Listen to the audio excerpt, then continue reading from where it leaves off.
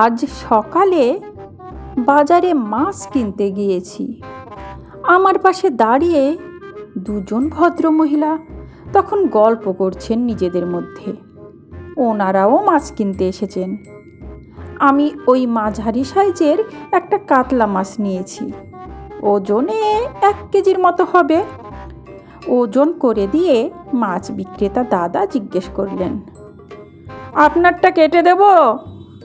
ধারালো বটি নিয়ে বসেছেন। এমন কথা শুনে তো আমার পিলে চমকে যাবার উপক্রম। জিজ্ঞেস করলাম, কি বললেন? আরে, আপনারটা যদি কাটতে হয় একটু দাঁড়াতে হবে, আগে বৌদি দুটোর কাটবো। আজকাল মানুষ সব কিছুতেই এত শর্টকাট করে ফেলেছে, সব কিছু উজ্জ্ব রেখে কথা বলে। সত্যি কথা বলতে আমার সাদা মনে কাদা নেই। মনে মনে যা খুশি ভাবতে পারি, কিন্তু কথা বুঝে উত্তর দিতে হবে। বললাম, হ্যাঁ হ্যাঁ ঠিক আছে, আমি দাঁড়াচ্ছি। আমি দাঁড়িয়ে আছি। আমার পাশে দাঁড়িয়ে ওই 2 মহিলা তখন গল্প জমিয়েছেন।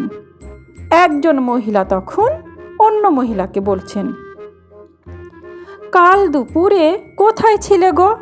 2 বার কল করলুম, বিজি বলল।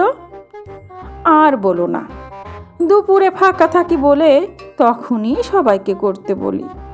কাল তুমি যখন করেছিলে তখন আমাকে বন্ধন ব্যাংকের সেই স্যারটাও আমাকে করছিল।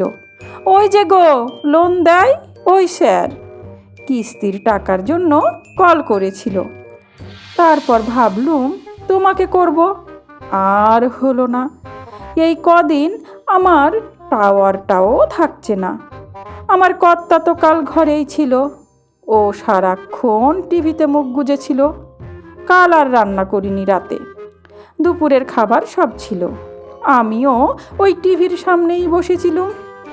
আচ্ছা, তোমার স্বামীকে কেমন লাগে? মুখখানা বেজার করে এই ভদ্র মহিলা বললেন, আর বলো কেন, ওরকম বেরসিক লোক একটাও আছে নাকি? দিন রাত খিটির মিটির করে। বইয়ের সাথে যে ঝগড়া করে সে আবার ভালো মানুষ নাকি? হাড় কিপ্টের গাছ। মা, সে কি? কত বড় মানুষ, দেখে তো মনে হয় খুব ভালো। তা তুমি জানলে কি করে এত সব কথা? কি যে বলো না তুমি, আমি ঘর করছি আর আমি জানবো না? বাইরে থেকে তুমি ওকে ভালো বলছো, আসলে আমি জানি ও কেমন। কথাটা শুনে বড় বড় চোখ করে অবাক হয়ে এই ভদ্র মহিলা বললেন, তুমি কি দাদার কথা, মানে তোমার বরের কথা বলছো? হ্যাঁ তো, তা তুমি কার কথা জিজ্ঞেস করলে? আরে, আমি খেলোয়াড় স্বামীর কথা বলছি। আমার তো দারুণ লাগে ওকে। আমি ওর ফ্যান হয়ে গেছি। কাল আমার বরের সাথে খেলা দেখছিলুম, ইন্ডিয়ার খেলা ছিল তো কাল। ও হরি, আমি ভাবলাম তোমার দাদার কথা বলছো। ওদিক থেকে তখন মাছ বিক্রেতা দাদা টগর বৌদি বলে সম্বোধন করে জিজ্ঞেস করলেন, আপনারও কি পেটি বের করব? টগর বৌদি মানে যিনি খেলোয়াড় স্বামীর ভক্ত, উনি বললেন, হ্যাঁ করো, তোমার দাদা পেটি ভালোবাসে। ও আবার পেটি ছাড়া কিছু খাবে না। পেটি খেয়ে খেয়ে এমন হয়ে গেছে, দুপুরেও খাবে, রাতেও চাইবে। এদের কথা শুনে ভাবছি, কেন যে মানুষ পুরো কথাটা বলে না। পাশেই মাছ বিক্রি করছে অল্প বয়সী আর একটি ছেলে। সে তখন মুসকে মুসকে হাসছে আর কথার মজা নিচ্ছে। যাই হোক, ওই 2 ভদ্র মহিলা মাছ নিয়ে বিদায় নিলেন। এরপর আমারটা, মানে আমার কাতলা মাছটা কাটতে শুরু করেছেন। ঠিক এমন সময়ে অন্য এক ভদ্রলোক বাজারের ব্যাগ হাতে নিয়ে এসে দাঁড়ালেন। বললেন, কই আমারটা দাও। মাছ বিক্রেতা দাদা বিনয়ের সাথে বললেন, এই যে হয়ে গেছে, এবার আপনারটা ধরব। ভদ্রলোক রেগে বললেন, ও, তুমি আমারটা ধরোইনি? আমারটা ছোট বলে মনে ধরেনি নাকি?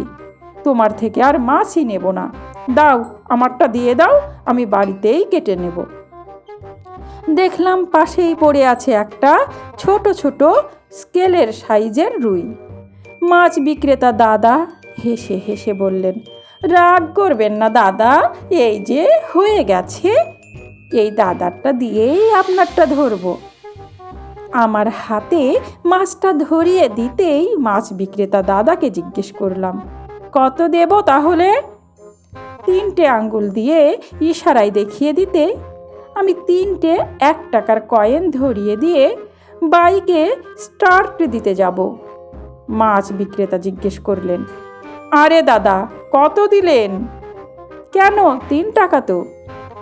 আরে আপনি পাগল নাকি? 300 বলেছি। বললাম, ও আচ্ছা, কি করে বুঝবো? এবার থেকে পুরো কথাটা বলবেন, কথা উজ্জ রাখবেন না।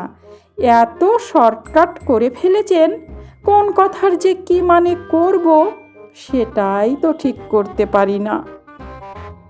সমাপ্ত। গল্প শর্টকাট। কলমে সরজিৎ ঘোষ, কণ্ঠে আমি রোজি।